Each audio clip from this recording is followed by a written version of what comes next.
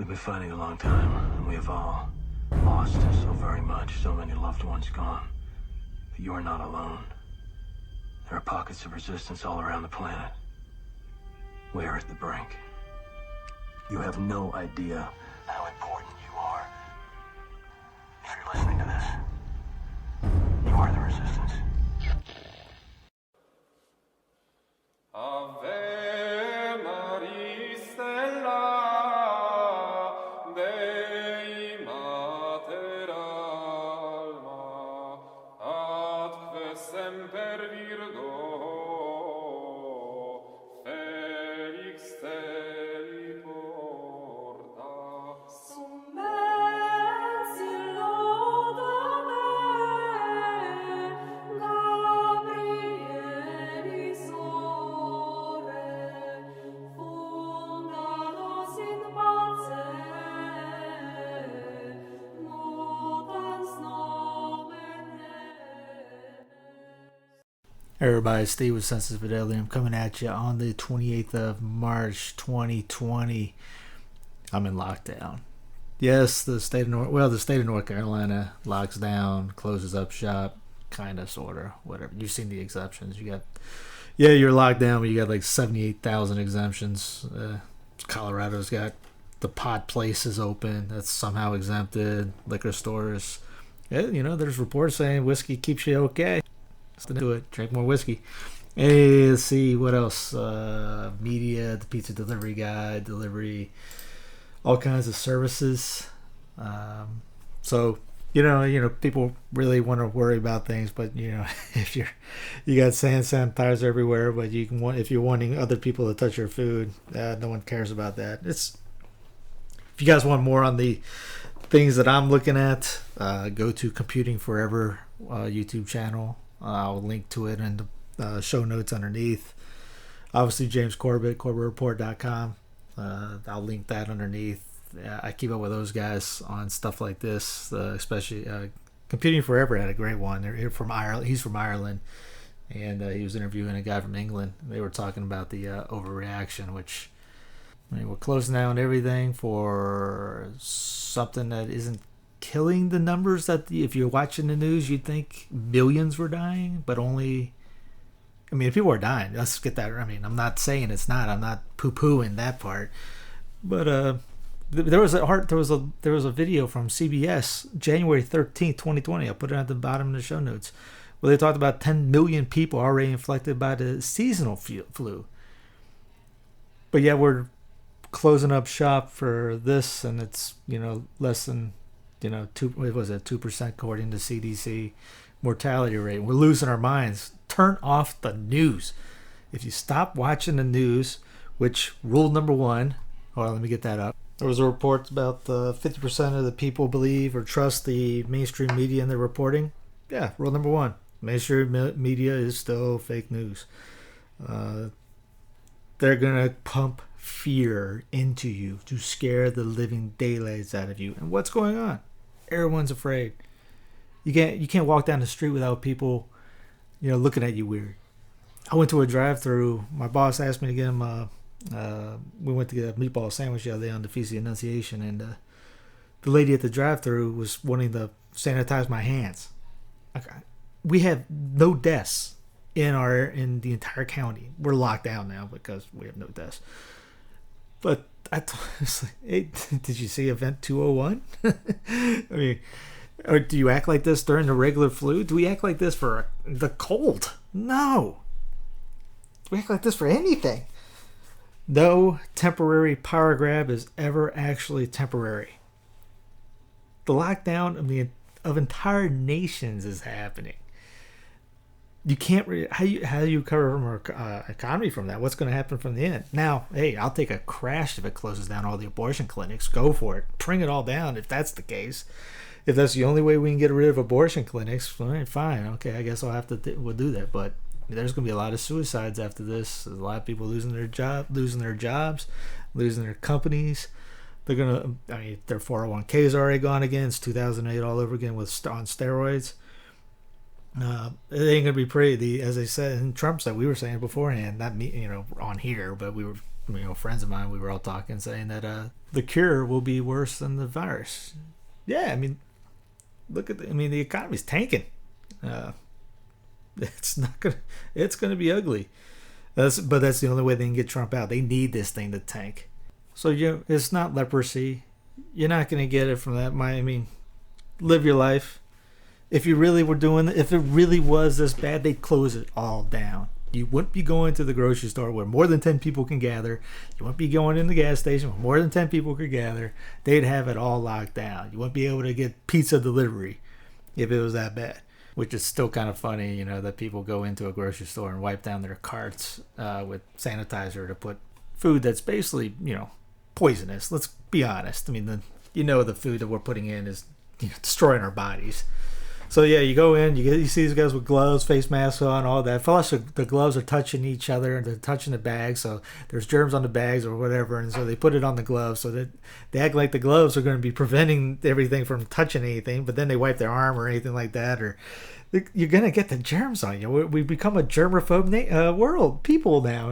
And my mom says she was walking down the flight of stairs and she had her hand on the rail, and the lady was giving her, grief about it. I said, "Don't put your hand on the rail, you'll get sick.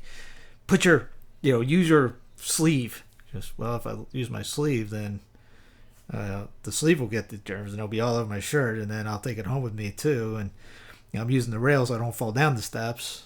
But like I said, the game. If you listen to what they're saying and you look at the numbers, nothing adds up. It should be worse. It should be way worse. If you're hearing it from the news, you're thinking people are literally dying on the streets outside and turning into zombies. Yes, people are dying. A lot of people are recovering. You're not hearing that part on the mainstream news. That's facts that people are. I saw the other day it was 87,000 people recovered from it. I couldn't tell you how many deaths are right now, but there's more recoveries than that. Anyway, so yes, it's a little frustrating. Can you tell? People are losing their minds over this. Stay cool, stay calm, stay confident. This will pass. I don't know what the world will look like afterwards. Don't ever let a crisis go to waste, right? So when this gets done, treat people with the same way. Try to treat people the same way you did before. Give them a hug, shake their hands. People are looking, you shake your hand out, they run off. Lady at the, at work, they went around me like I was, they had the bell going, unclean, you're ringing the bell. So there's that. We could go in all day about that. You really want to read Chris Farrer's link, write-up that he did for The Remnant. I'll link it underneath in the show notes. Thought it was brilliant. He talks about how the state of Virginia closed down over, I can't remember the exact number, but he said that exact number was less than the entire union for the flu. And they're closed down. Businesses shut down. People are going to lose their businesses over this. And we're getting the free money in. So, inflation. Everybody knows the economy. Yes, the government is supposed to help us out, but we're in a lot of debt. A couple trillion. Anyway, so you didn't want to hear from me about all this. If you really want to do that, give me. I can go into it a little bit more, but I would just say listen to guys like I said, Computing Forever and Corbett Report, especially Corbett. He's a very good researcher on this. But anyways, what I wanted to say was how do you do discipline during this? Even myself was getting up. I had a routine. Get up, say morning prayers, box, go to work out at the gym, go to work, come back home, go to work, etc. Go to mass, go to adoration throughout the day. Now what do we do? Remember when I drove over to the gym? Was it a week and a half ago now? The gym was closed. Yeah, I'm kidding me. They have the thing that no more than 10 people. I ain't been in there I haven't been there. There's never 10 people in that gym. Anyways, we got shut down a week and a half ago, so I haven't been in there. But I got my boxing bag. It was people seen in the videos that's behind me. So I've been in the bag 5-6 times a week. But it's hard getting up. Now it's getting up going, well, I can sleep in 20-30 more minutes because I can just walk down the hallway and hit the bag. So maybe I'll wait till 7. And so my schedule's all whack now. So trying to get back into discipline or stay disciplined, come up with a schedule, come up with something that works. Still try to get up early, try to do this, try to work out, try to say prayers, your morning prayers, etc. Get your work done. Now working at home. I used to work at home before I got the job. Now it's I'm trying to make sure that I do it actually instead of just fiddle around and play on Twitter. So yeah, try to stay off social media as much as you can, etc. But it's hard. Make sure you read. But we got a lot of time to study, read. On the YouTube channel, we got catechism classes started, Bible study classes started. Deo gracias to the priests that are doing it. Thank God Almighty, it's a hit. A lot of people all over the world's listening. I had a priest from Spain asked to join to do some Spanish catechism, so we're gonna hook him up on the Spanish channel. I found a guy in Germany, so we're gonna try to start a German channel if we can do that. I ended up putting 3 books in French up on the French tab. 2 in Spanish, I think 2. I have another one left. Yeah, I got 2 up and 1 more to go for the Spanish tab. Still working on the Spanish Bible. And then there's another book I just found to get edited in English up. We definitely got some more devotionals up on the regular page, the blog page, I guess. So check that out. So there's a lot of good, a lot of more stuff coming up. A lot of priests are coming up to stepping up to, hey, you can't get the laity to get to the church, so we're gonna come to you. And where's the best way to do it? Online. So we got a lot of that. There's a lot more indulgences coming out of Rome. I don't know if you saw the Holy Father yesterday. It's pretty much one of his finest moments. God bless him for that. Yeah, there's a lot of good coming out of it. Playboy shut down. That's a good one. I saw 11. I think they said 11 abortion clinics in California shut down. That's another good. People are staying. People are being around their family more, etc. So there's all good things. I don't want to look like an environment Nazi or anything like that, but yeah, it's good to see the smog lift from L.A. and what was it in China the other day? They showed that, and waters are getting cleaner. It's gonna happen, but we should be doing that anyways. Be good stewards of the environment, but we should have to shut down the economy to do it. So, what to do with the church closing? A lot of people are mad about the whole situation. Yes, I posted a tweet the other day about the virus we really have is a virus of bad leadership across the board. It's exposing that part. Yeah, we shouldn't have had a knee-jerk reaction of sending everybody home, closing up shop as fast as they did, or because of this. If they did, again, using common sense and reasoning, if we're going to do it for this, why not do it for the seasonal flu, everything else? Driving kills people on the way to mass. You go to any state on the interstate, it has a ticker how many people are dead because of driving. Add that up throughout the union, and you have more people dead driving this year than the sickness. But do you stop driving? No. So, again, it goes back to this not adding up. But anyway, so do we get mad? I saw when there was a remnant thing about the bishop. I think the title was a friend of mine said, Bishop says, disobey the bishops. No, don't do that. No. Obedience is the virtue. Disobedience is not a virtue. Get St. Alphonsus' book, Dignities, Duties of the Priests. Literally get any book. You're not going to find anything that says they disobey the authority. Luke 10:16, Christ says very specifically, he who listens to you hears me. Who does not listen to you, rejects me and rejects the one who sent me. It's pretty big. St. Vincent de Paul says, never is the will of God more perfectly fulfilled than when we obey our superiors. St. Thomas, the angelic doctor, nothing is dearer to us than the liberty of our will. St. Gregory the Great, by the other virtues we give to God what belongs to us. By obedience we give him ourselves. St. Francis de Sales, many religious and others have been saints without meditation, but without obedience, not one. Now, again, if you're to go up to a priest and say, I can't remember what diocese did this, but say they took away their faculties as a priest, and you ask a priest, hey, can you hear a confession? And he says no, and you get mad about it.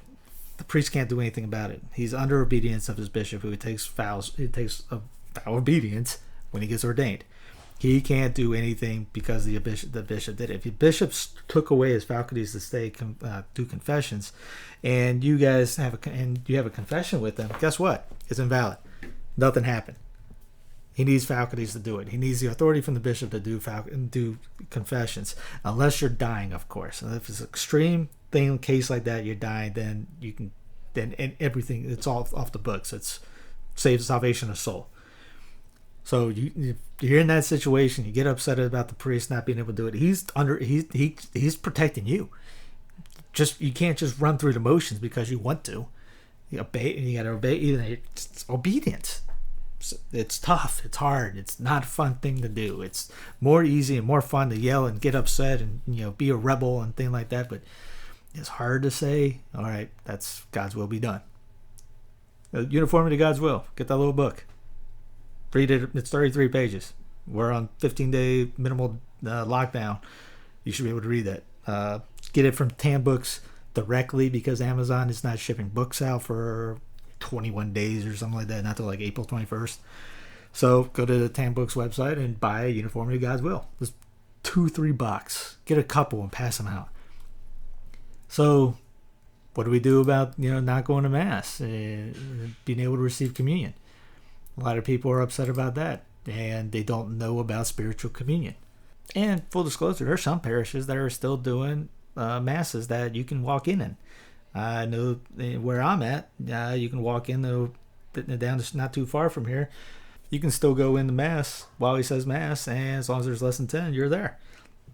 The other day I got communion from being on the Feast of the Annunciation. It was a Novus Ordo Mass, and everyone was kneeling at the communion rail, and everyone received on the tongue. So it's not, don't be putting a blanket statement on all these priests saying they're not good or anything like that. I mean, pray for priests. There are a lot of them fighting the good fight, and a lot of them doing what they're doing. And the bishop here told the priests, get out and do their job. Not all bishops are closing up shop. So, spiritual communion. A lot of people don't know about it because they're not taught about it. The Catechism of Council of Trent, also called the Roman Catechism, uses the following words, quote, "The shepherds of souls should teach their flock that there is not one manner only of receiving the admirable fruits of the sacrament of Eucharist, but there are two, sacramental communion and spiritual communions." Now, spiritual communion is little known. This is coming from the book. What's the title of it? I just had it a minute ago. Holy Communion by Monsignor de Gabrigus, Imprimatur 1923. I destroyed his last name, I promise. But I found the PDF trying to put that together for the whole book. Anyway, so the spiritual communion is little known and still less practiced, and yet it is a special and comparable source of graces. It is, this is a quote, "It is by itself," says Father Faber, "one of the greatest powers of the world. By it," says St. Leonard of Port Maurice, "many souls have attained high perfection." And he gets into it, what is spiritual communion, the grace it confers, and the manner it may be practiced. So I'll read a little bit of excerpt from his chapter on this. Spiritual communion places Jesus there in his heart, because in the paragraph 4 it says, "When I make the sign of a cross," says St. Angela of Foligno, "and place my hand on my heart and saying, 'Thy Son, the Son,' I experience a rush of love and great tenderness because I feel that Jesus is there." Spiritual communion places Jesus there in the very center of our heart. This is the book, not a quote. "His presence is permanent and brings us infinite happiness. Spiritual communion is also a wonderful efficacy in getting rid of venial sin and remedying the penalties of sin. Pious souls who communicate spiritually often and well will be exempt from the flames of purgatory. Jesus will bear them straight from earth to heaven as he did the soul of Joan of Arc, which was seen at the moment of her death to mount directly to paradise in form of a pure white dove. Spiritual communion will give to those souls which have communicated well a surprising glory in heaven. Our Lord told St. Gertrude that every time we regard the sacred host with devotion, we augment our eternal happiness, prepare ourselves blessings above in proportion as we have multiplied our desires full of love and longing for the Holy Eucharist here on earth. Souls that have often communicated in spirit will shine in heaven with particular splendor and will taste a special joy sweeter and more holy than those known to others. Spiritual communion is day by day increasing our desire to receive Jesus. Urge us to sacramental communion, prevent us from missing it by our own fault or negligence. Send us to communion more frequently and dispose us to communicate better and receive more abundant fruits therein. Spiritual communion is, according to the testimony of all the saints, the best preparation for sacramental communion. Remember, too, that spiritual communion may be offered for the sake of our neighbor, either on behalf of the living or the dead. St. Mary Margaret recommends spiritual communion on behalf of the souls of purgatory. Quote, "You will greatly comfort these poor afflicted souls," she said, "by offering spiritual communions on their behalf in order to redeem the bad use they have made of sacramental communions. Finally, you must understand that you receive all these benefits and graces which flow from spiritual communion according to your dispositions, that is, according to the value of your desires. The more intense your desire to communicate, the purer, the more prolonged, the more fully you will participate in the fruits of the Eucharist and all the favors which we have enumerated, and this without other limits than the ardor, extent, and keenness of your desires." The saints are unanimous in exalting the marvels of spiritual communion. They go so far to say with the Venerable Jean Marie of the Cross, quote, that God by this means often fills us with the same graces as in spiritual communion, and with St. Gertrude and Father Rodriguez that, quote, sometimes the graces are still greater for, says the latter, although sacramental communion is in itself of a greater efficacy, yet the fervor of desire may compensate for this inequality. Now, St. Alphonsus, this is not the book. Now, St. Alphonsus writes about this a lot and gets into the stories about how in heaven people have seen their spiritual communions in a chalice and their sacramental communions in a chalice. So you can still receive grace from that. I think I said that in the last episode that St. Francis de Sales did a spiritual communion every 15 minutes. There's other saints that did that because the accident's 15 minutes, they say, in your body. That's hence why they say to give at least a 15-minute Thanksgiving after Mass, which maybe this will help get the devotion for that, because a lot of people just run out of the church, trads included. They're not exempt from that. For after Mass, they're gone. They're out of there. Not too many people are praying after Mass. Look yourself. Try to stick around if you're one of them after Mass and see how many people bull rush in the parking lot. And another is, like I said, you probably heard the bells going off in the background. I got that clock so I could hear the bell go off, and I'm not looking at the clock the whole time because, the clock, I got one up on top of the wall here. The Pius clock, by the way, it's the small one, with Pius the First all the way to Pius the 10th. It's 12th. It's pretty cool. And the only other clock I got on here is either the cell phone and the bottom right-hand corner of the screen, which I don't look at when I'm doing the videos or something like this. So when I hear the dongs go off, I know it's top of the hour. I'll say a Hail Mary, and I'll say do a spiritual communion. It's a great way to get you a clock like that makes a noise, or alarm that goes off, and there you go. You got a spiritual communion. You can do it all day. So yeah, don't give up on things. Don't despair. Stay the course. Stay the fight. This is a great Lent. Make it even a better Lent. We're with Christ in the desert, being away. There's sermons out, talk about how St. Joseph be like him during this time when he was asked by the angel to get away, further away from the temple in Jerusalem. Yes, he had the incarnate Son, the Son of God, with him, but they had to fly out to Egypt where there was no temple, there was no sacrifice, etc., and live in a pagan land, out there for 3 years. But don't forget to read. Get some good books. You're gonna have to go right to the direct site if you have to buy books. Amazon's gonna take forever to get to you now. They're only doing essentials. So go to the direct source, Mediatic Express, Tan Books, etc. Father Rips, Sensus Traditionis, etc. Read Tradition and the Church. Father asked to get that reprinted, and the sales were terrible. I see them; they're not that high. They're actually almost zero. There's a lot of books out there to get in the study. Keep the Faith has a great catechism series. KeepTheFaith.org. You've heard their podcasts before, the old school ones. Night Adoration at the Home. Look up what that is. Get the little book. It's like $3. There's a website for it. I put on censusfidelium.us with the link to the website, so go check that out. You can do it. It's basically staying at the home, and each member of the family picks an hour and they do adoration in front of a image of the Sacred Heart for an hour, and then they tag in the next family member. They tag in the next family member, and if you don't have a lot of family members, then tag and team up with other people and other families. You can combine between the hours of 9 and 6 in the morning. You can do it once a week, and you don't have to do it every night. Once a week's good. Father Mateo, the apostle of the enthronement of the Sacred Heart, he was out there. He preached on this and put the book together for it. So get that night adoration of the home, and try to work on that. Read Dom Guéranger, read the Bible, obviously, scripture every night. We have time. Play with the family. Pray harder. Pray better. Pray more. Learn some chants in Latin. Learn some prayers in Latin.